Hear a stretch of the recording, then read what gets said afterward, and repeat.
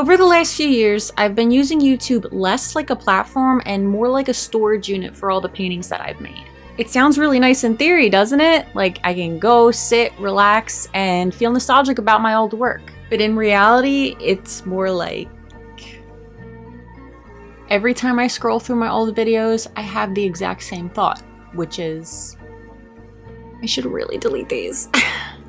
And honestly, that's not new for me. When I was younger, I used to throw away all of my artwork because I didn't want anyone to see it. At some point though, I realized that I can't keep doing this or I'm never gonna see how much I've improved. So instead of deleting everything, I figured, what if I go back, revisit some of these paintings, and see if I can make them better?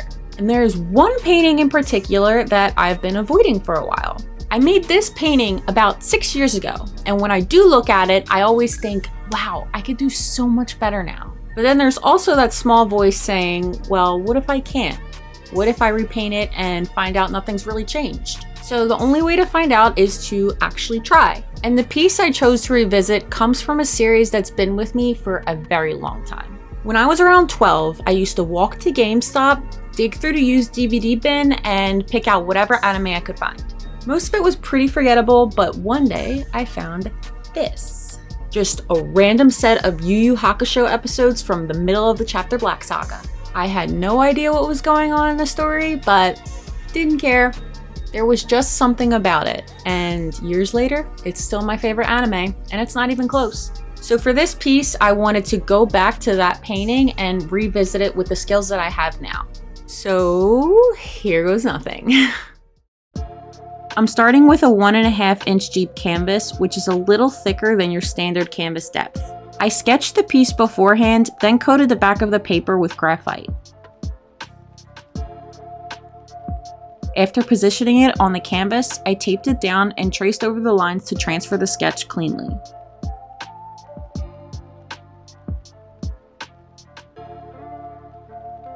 Next, I move straight into color blocking. At this stage, I avoid detail. It's still early and a lot will change, so refining anything now would just be wasted effort. Once the main shapes are filled in, I step back and evaluate the composition. How do the colors interact with each other? What's working, and what needs adjustment? This is the stage where I usually spot drawing issues. For example, I initially overdid Yusuke's muscles. He's scrawnier in the series, so I scaled them back a little bit. And honestly, they still ended up a bit too bulky. After blocking in Yusuke, I move on to the background. At this stage, I keep things pretty loose, just establishing the main shapes and overall color relationships without worrying about detail. I also start experimenting with the lighting. I add a rough glow coming from Yusuke's spirit gun to test how it might work as the main light source. This isn't final, I'm just seeing how far I can push it and whether it helps direct focus back to him. After finishing the color blocking, I went back in to add some of the finer details. From there, I started working on the outline for Yusuke.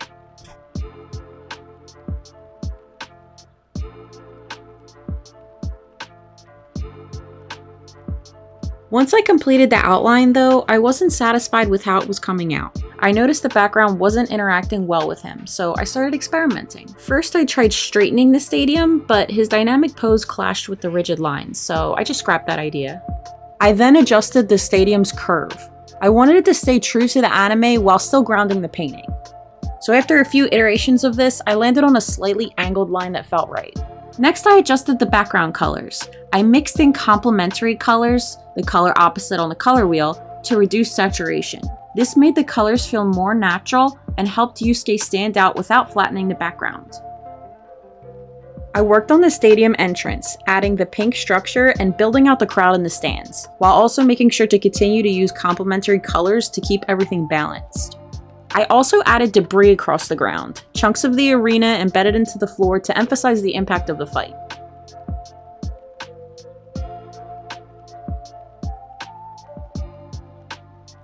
In the upper right, I added the sky where part of the stadium had been blown away. This helped open up the composition and reinforce the damage to the environment.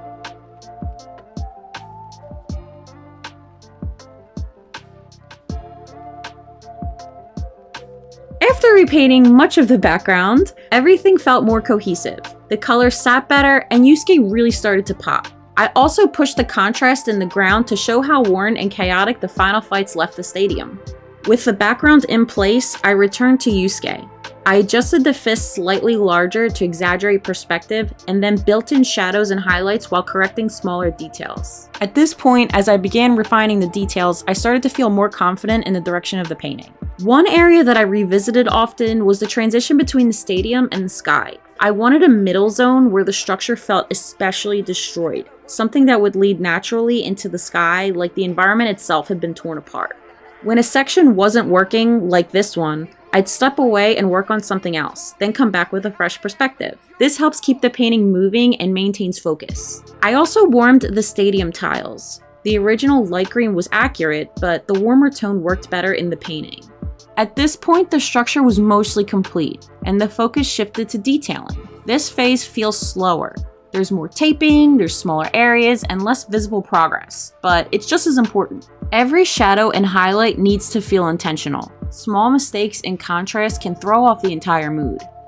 I wanted the main light source to come from Yusuke's finger, so I painted a glow there and let waves of energy radiate outward. To emphasize it, I added a subtle vignette using Satin glazing liquid and burnt umber. This helped draw focus to the center and strengthen the light. I used a similar approach in the Mew painting from my previous video. Finally, I completed the outlines and added the remaining details.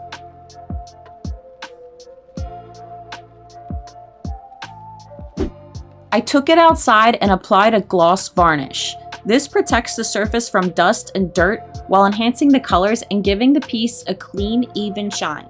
You could use a matte or satin finish, but the added saturation from the gloss makes it really hard to pass up. And looking at it now, it's kind of crazy to compare this to the version I made 6 years ago. I can see the same idea, but everything feels more intentional now. The lighting, the color, the structure, it all just makes more sense.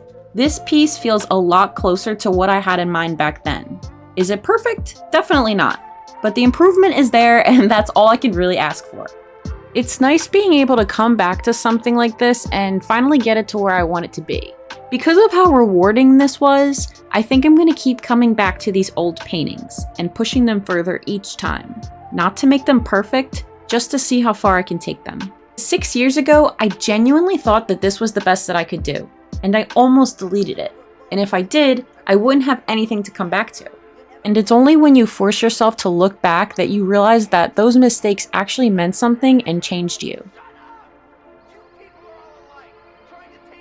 As always, thank you so much for watching, and I'll see you for my next painting video.